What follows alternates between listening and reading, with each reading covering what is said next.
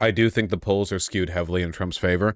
Maybe, man, but it's like people were like, yeah, did you know the polls are getting flooded by right-wing pollsters to try to like flatten the average? And maybe that's true to an extent, but even the relatively trusted polling outlets are still giving Harris like +3 or +4 at most. It's nasty work. I mean, look at this. Even, even, even. Harris +1, Harris +4, Trump +1, Trump +1, even, Trump +1, even, Harris +1, even. Harris +7, 6, and 5. I don't know about those.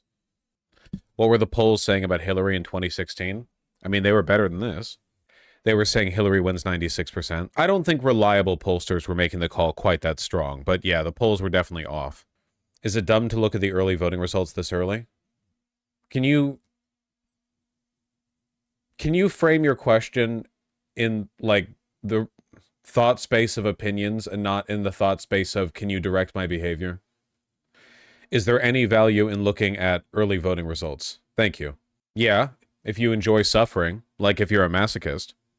Did early voting show Trump in favor in 2020? I mean, I don't know about like early voting in general. I know that right now the early voting lead that Kamala Harris has in New York based on people's party affiliations is lower than what it was for Hillary Clinton.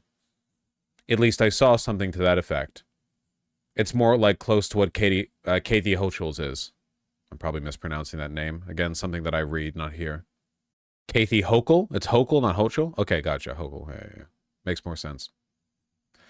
Polling of early voters from different polls shows that Harris is ahead about +20 with early voters. Yeah, but that might not be enough. If the current EV is actually Harris +21 or Harris +19, as New York Times, Siena, or CNN SRSS suggested, I don't care what your model says, the election is so incredibly over that it doesn't matter. Over for Trump. Isn't this a lower EV lead for Harris than we had with Joe Biden? We know more Republicans are voting early, though. Yeah, but like on what basis is this person making that claim? I mean, they're just a random person. I don't think Republicans trust early voting anymore. No. More Republicans are voting early this time. This is in New York, though. Yeah, but it's indicative of how things are going to go in other states. I guess my optimism is waning somewhat anyway, because it genuinely feels like even if we do win this election, we're only kicking the can down the road. It wasn't necessarily the case with Biden in 2020 because the Republican Party hadn't consolidated as much as it did before, and I had the feeling that Donald Trump wouldn't be able to run in 2024, which again, you know, not always right. But now it seems like even if Kamala Harris does win, we basically know for a fact that she's not going to do anything at all during those 4 years. And the Republicans are just going to further consolidate their hold on Capitol, even if Trump dies before 2028. Or if he's not able to run, which I think is likely. You used to say under liberal leadership we go further left, like Bernie under Obama becoming popular, but that didn't happen under Biden. Because I think you need consistent liberal leadership that's not under threat, which is what we had under Obama. Not the same as what we're experiencing now. As a matter of fact, I think you can prove exactly that point with what happened. The fact that Democrats were getting pressure from the right on immigration in particular made Democrats feel that they needed to like slide to the right on those positions. It's the oppositional effect. Like Democrats, when faced with right-wing opposition, move right, not left. It's only in like a void, absent of any other factors, that they get sort of drawn left. They don't respond well to competition, essentially. Vosh, the boomers are not going to be around forever. The boomers are not what's causing what's happening right now. And I don't think like the actual voting tendencies matter that much. If like 4 or 5 billionaires control all the media that people consume, what difference does it make? They'll just win in 2028. We almost got it. We almost got Louisiana. I don't think we know Kamala will do nothing. I think Kamala's probably going to do nothing. The best case scenario with Kamala is that she does nothing, because the alternative would be that she makes things worse. Do you think they can find someone who can muster as much sauce? As Trump, my point is that it won't matter if they can find someone else who can muster as much sauce if they have a complete hold on the media space. Like we have entered a period where there is no longer any consensus reality. Like it doesn't really matter what's right or what's wrong if the capital class is fully committed to just pushing whatever is in their partisan interest, if there's absolutely no adherence to empirical reality, you know? So, like, the problem here is the consolidation. The Republican Party and their media stooges are doing and saying whatever they need to now, which means that it doesn't really matter if Trump is the one fronting the party. They could say anything about anyone. Could Harris crack down on media corpos? I mean, she could. She won't. 58% of mail-in Pennsylvania ballots are Dem. That's not enough. Over 1 million Pennsylvania voters have voted early. 58% of applications and 62% of return ballots. It's a 24-point lead. I don't think that's going to be enough. Or not 24-point, other party. Well, this is just registration, not who they're voting for. 10% of people aren't voting for other parties. What influential media operations do conservatives control aside from Twitter? Essentially, all of them? The capital class? Jeff Bezos controls Amazon, Twitch. He blocked the Washington Post from making their endorsement. The LA Times. These are obvious examples. Zuckerberg has also, in his own way, been kowtowing to Trump's administration. That's Facebook and Instagram. Elon owns Twitter. The Sinclair Group, CNN had a new CEO and openly admitted they're trying to cater more to conservative voices. Obviously, like Fox News and like anything obviously partisan right is already in that camp. It's not just people who say they're conservative. Smart conservatives who are in the capital class don't admit it. Why would Zuckerberg ever go out there and say like openly, yeah, pro-Trump, yeah, MAGA, when he could just bend the knee whenever it's politically expedient? Doesn't the internet negate a good amount of this? No? Does that not indicate in some way that Kamala will act to regulate these corporate? What do you think she's going to do? What do you think she's going to do to deal with class consciousness in the bourgeoisie? Well, like, what do you think Kamala Harris would do that wouldn't be, like, radically socialist? There's no moderate way of dealing with a problem like that. No Fed posting.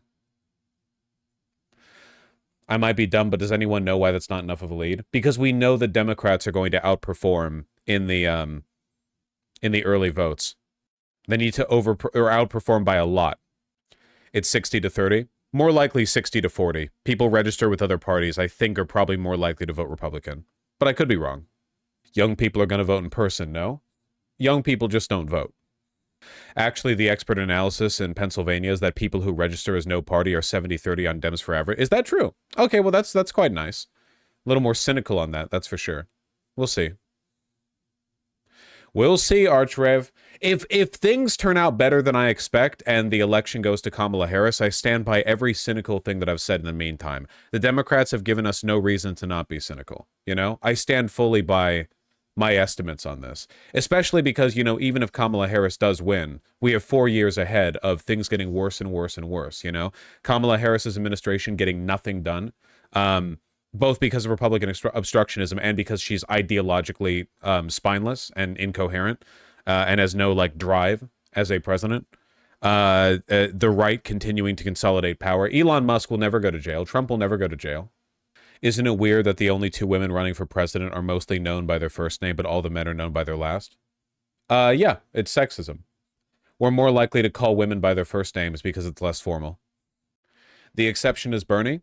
I would say that that's actually a continuation of the standard. We think of Bernie as being a less formal candidate, but that's because we don't think of him as a standard politician. We refer to him as Bernie. Mainstream media calls him Senator Sanders, you know? I think that he gets called by his last name more frequently by, like, establishment media. We do think of Bernie Sanders as, like, a less formal person. What is Obama's last name? True. Not looking good in Georgia. It's really just coming down to Pennsylvania. Out of all early voters, 55% are female, which is good. The Georgia numbers don't make sense because the state doesn't register by party. And what are they pulling this data from? It says party registration right here. Are we still confident in Wisconsin and Michigan? No. If you look at North Carolina, it is tied. I'm confident that it could still be won this election. I mean, I would hope so. I know that it's like a toss-up. I'm really kind of banking on North Carolina winning. If not, I don't know what we're doing here. If we're really optimistic and we assume that Wisconsin, Michigan are both in the bag, remember that Pennsylvania is enough on its own.